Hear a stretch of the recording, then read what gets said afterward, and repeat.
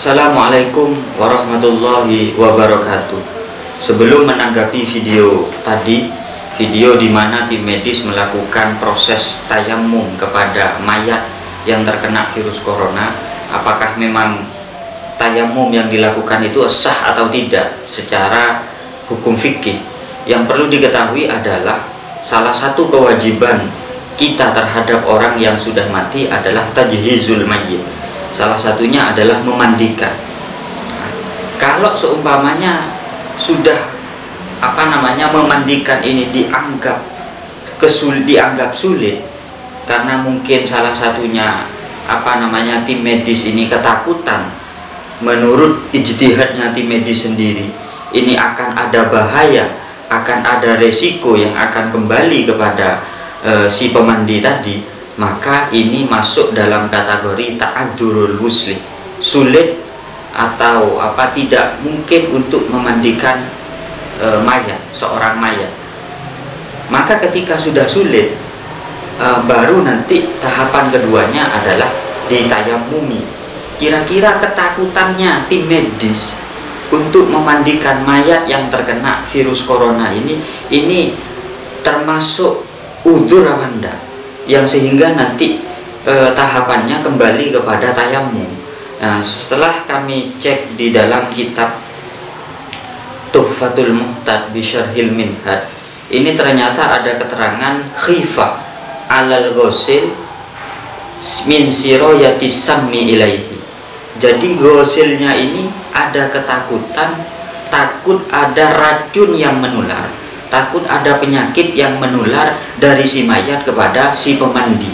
Nah, kalau sudah ketakutan seperti ini, dengan berbagai cara dan usaha di dalam memandikan mayit ini sudah tidak mungkin, karena ada takut, karena ketakutan akan ada virus, penyakit atau racun yang nanti akan beresiko kepada pemandi, baru nanti tahapan keduanya adalah yummimah.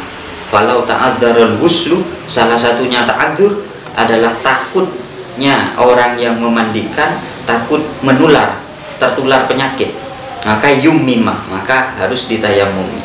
Kemudian ketika sudah ditayamumi, sekarang ini kami menanggapi video yang dilakukan oleh tim medis tersebut. Kira-kira sah enggak tayamumnya tim medis yang hanya mentayamumi mayat yang terkena virus corona, itu ditayamumi kain kafannya, bukan ditayamumi anggota tayamumnya, tapi ada penghalang.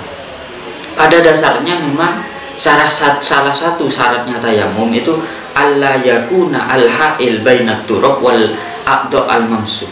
Jadi tidak ada penghalang antara sampainya debu kepada anggota yang diusap.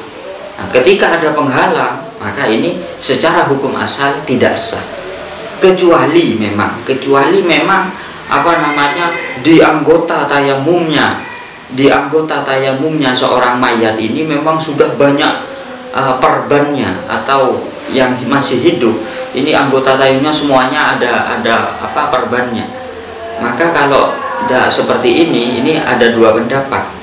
Jadi walau ammatil illatu a'dha al-wudu, kalau penyakitnya ini merata kepada semua anggota wudu, au a'dha at-tayammum, atau merata kepada semua anggota tayammum, wa ammatil jabiroh, dan perbannya ini juga menyeluruh merata kepada anggota tayammum, sakotol mashuwat tayammum, maka nanti mengusap dan tayamumnya ini dianggap gugur, kalhusli, seperti mandi tadi.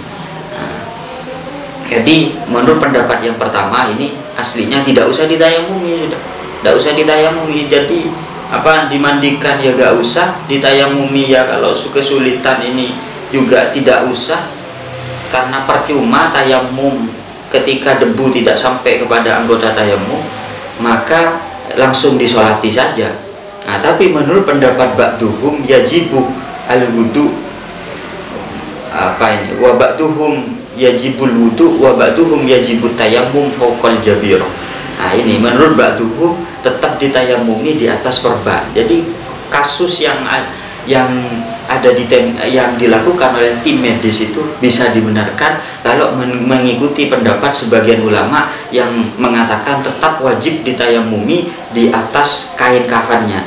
Jadi bisa dianggap sah perilaku dari tim medis tersebut kalau mengikuti pendapat ba'duhum ini. Jadi ala kulli halin, andaikan tidak ditayamumi tidak ada masalah karena sudah kesulitan. Andaikan juga ditayamumi ini juga gak masalah karena ada pendapat yang mengatakan meskipun ditayamumi di atas kain kafannya ini tetap sah. Sekian dari kami, semoga bermanfaat. Assalamualaikum warahmatullahi wabarakatuh.